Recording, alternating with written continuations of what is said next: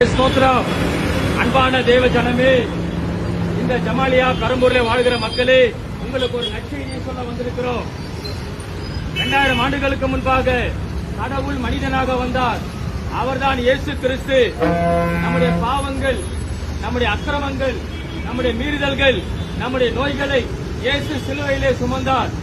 அன்பான சகோதரர்களே, சகோதரிகளே, நாம் வாழ்கிற இந்த உலகத்திலே வியாதிகள், பிரச்சனைகள், கஷ்டங்கள், கண்ணீர்கள் எத்தனை மத்தியிலே வாழ்கிறோம். ஆண்டவரை நம்புங்கள் ஐயா. இயேசு உங்களை நேசிக்கிறார். இயேசு கிறிஸ்து குணமளிக்கிறார். என்றும் அவர் உயிரோடு இருக்கிறார். நாங்கள் சாட்சிகளாக இருக்கிறோம். உங்களை அவர் ஆசீர்வதிப்பார். கர்த்தருக்கு மகிமை. ஜெபம் பண்ணுமாமா? வாங்க. நல்ல ஆண்டவரே, அன்பு சகோதரி ஆசீர்வதியும்.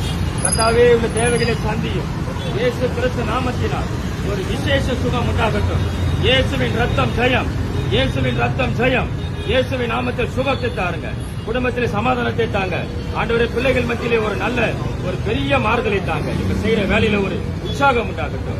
ஆசீர்வதிங்கப்பா. இந்த அம்மாவுக்காக வேண்டுகிறேன். ஆசீர்வதியும். இயேசு கிறிஸ்து தாமே இந்த வார்த்தையினாலே இவரை நிரப்புகிறேன். கர்த்தர் அற்புதங்களை செய்யும், அடையாளங்களை செய்யும். வரப்போகிற காலங்களிலே இந்த அம்மாவை கிருபையாய் காத்துக்கொள்ளும். இவர் செய்கிற வேலையை ஆசீர்வதிங்க. உமக்கே ஸ்தோத்திரம், ஸ்தோத்திரம், ஸ்தோத்திரம். நம்புறீங்களா மாமா? ஆண்டவரே நம்புங்கம்மா. உங்களை வழிநடத்துவார். இயேசுவின் வார்த்தை மார்க்கம், உன்னதமான மார்க்கம். கர்த்தர் உங்களை ஆசீர்வதிப்பார். இயேசு உயிரோடு இருக்கிறார். ஆமென், ஆமென், ஆமென், ஆமென்.